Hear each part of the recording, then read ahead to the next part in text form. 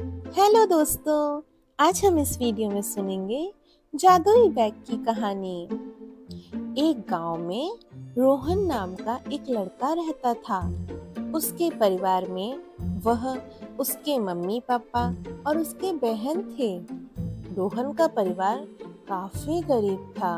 रोहन और उसकी बहन एक ही स्कूल में जाते थे और दोनों पढ़ाई में बहुत अच्छे थे।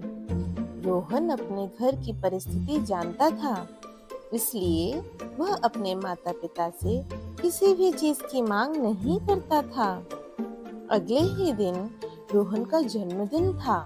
रोहन भी और बच्चों की तरह स्कूल में टॉफी बांटना चाहता था, जिससे सभी उसके जन्मदिन पर तालियां बजाएं और उसे शुभकामनाएं दें। लेकिन यह सब वह अपने पापा से नहीं कहना चाहता था और यह सब सोचते सोचते वह सो गया। जब सुबह हुई तो रोहन ने देखा कि सब उसे शुभकामनाएं देने के लिए खड़े हुए हैं और उसके पापा उसके लिए गिफ्ट लिए हुए हैं। रोहन ने गिफ्ट खोली तो देखा कि उसके पापा ने उसे एक बैग सिल के दिया है। रोहन बैग देख के बहुत खुश हुआ और उसने जल्दी से अपनी बुक्स उस बैग में रख ली और रोहन तैयार होकर स्कूल चल दिया। जब रोहन स्कूल पहुंचा तो वह सोचने लगा कि अगर सभी दोस्त चॉकलेट मांगेंगे तो मैं क्या बोलूंगा। और यह सोचते सोचते वह क्लास में पहुंचा।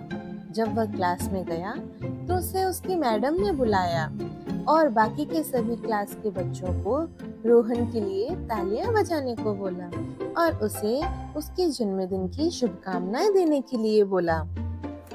जब बच्चों ने रोहन के लिए तालियां बजाई, उसको शुभकामनाएं दी, तो मैडम ने रोहन से कहा कि रोहन, अब तुम बच्चों में चॉकलेट बांट सकते हो। रोहन बोला, मैडम मैं तो चॉकलेट लाना भूल गया। तभी रोहन के दोस्त ने रोहन का बैग चेक किया और बोला, रोहन तुम्हारे बैग में तो बहुत सारी चॉकलेट्स हैं, तो तुम झूठ क्यों बोल रहे हो? यह सुनकर रोहन भागते हुए अपने बैग के पास गया और उसने देखा कि बैग तो चॉकलेट से भरा हुआ है। रोहन बहुत खुश हुआ और उसने चॉकलेट क्लास में बांट दी। लेकिन रोहन को समझ नहीं आ रहा था कि इतनी सारी चॉकलेट्स कहाँ से आई। जब रोहन घर पहुंचा तो उसने अपनी माँ से पूछा, माँ क्या आप लोगों ने मेरे बैग में चॉकलेट्स रखी थी? तो माँ ने बोला, नहीं बेटा, हमने बैग में चॉकलेट्स नहीं रखी। रोहन जब इसके बारे में सोच ही रहा था कि उसकी माँ ने पूछा कि रोहन तुम्हें इतने सारे गिफ्ट्स किसने दिए? रोहन बोला, कौन से गिफ्ट? तो माँ बोली, जो तेरे बैग में रखे हैं। यह देखकर रोहन को यकीन ही नहीं हो रहा था। वह सोच में डूब गया और उसे लगा कि ये तो जादू है और रोहन ने उस जादुई बैग के बारे में घर पर किसी को भी कुछ नहीं बताया।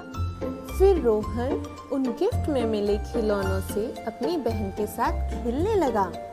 उसका यह जन्मदिन आज तक का सबसे अच्छा जन्मदिन था और यह सब उस जादुई बैग की वजह से हुआ था।